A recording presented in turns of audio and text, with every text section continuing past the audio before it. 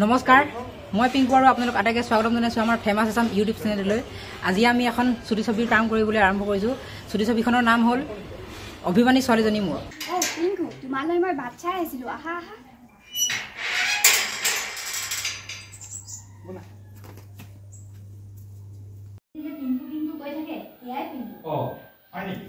ভালে ভালে মই তোমাক মাতিয়ে পঠাইছো।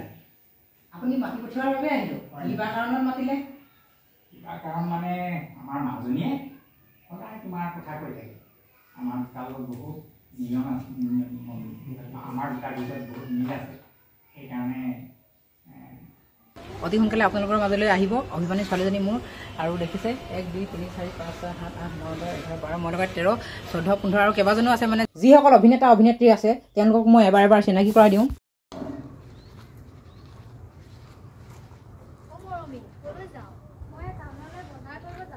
তেওঁলোকক মই এবাৰ চিনাকি কৰাই দিম।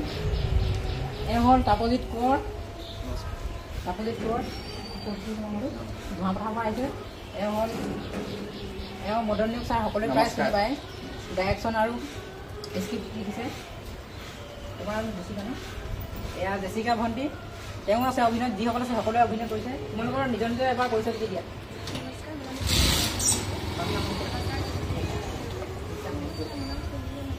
অনামিকা নিয়োগ,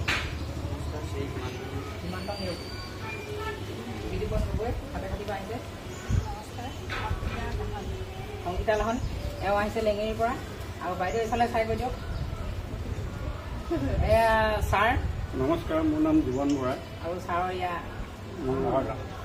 তোমাৰ নামটো দিয়া। নমস্কাৰ, মোৰ নাম বিষ্ণু। ঠিক আছে, সকলোৱে ছুটি ছবিখন চাব বুলি আশা ৰাখিলোঁ। অভিমানী ছোৱালীজনী মোৰ নতুন অসমীয়া ছুটি ছবিখন শ্বুটিং কৰাৰ আগতে কিছুমান নিয়ম কৰিব লগা আছিল। নিয়মসমূহ কৰি ল'লোঁ। তাৰ পাছতে আমি শ্বুটিঙৰ কাম আৰম্ভ কৰিলোঁ। কিন্তু এটা দুখৰ কথা যে আমাৰ ছুটি ছবিখন ভাল হ'ব লাগে বুলি ভগৱানক আৰাধনা কৰাৰ পিছতহে দুগৰাকী অভিনেত্ৰী আহি পালেহি। মানে সিহঁতৰ অকণমান পলমেই হ'ল। একো নাই বাৰু, দিয়কচোন, মনত ভক্তিভাৱ থাকিলেই হ'ল। এইফালে শ্বুটিঙৰ কাম চলি আছে। বাকী আপোনালোকে বাৰু ভিডিঅ'টো শেষলৈকে চাই থাককচোন, তাৰ আগমুহূৰ্তখিনি। এয়া আমাৰ পাইছেহি দেই বাবুহঁত। এই বাবু শ্বুটিঙৰ কাৰণে অভিনেতা অভিনেত্ৰীসকল আহি পাইছেহি আৰু দেই। এইফালে বুৱেট হ'বলৈ আহিছে। ডেভিড যোৱা বোলা বোলা। শ্বুটিঙৰ কাম চলি আছে, দেখিছে আপোনালোকে। ফেমাছ আছাম ইউটিউব চেনেলটোত চাব পাৰিব আপোনালোকে অভিমানী ছোৱালীজনী মোৰ নতুন অসমীয়া ছুটি ছবি। চেনেলটো ছাবস্ক্ৰাইব কৰি ৰাখক।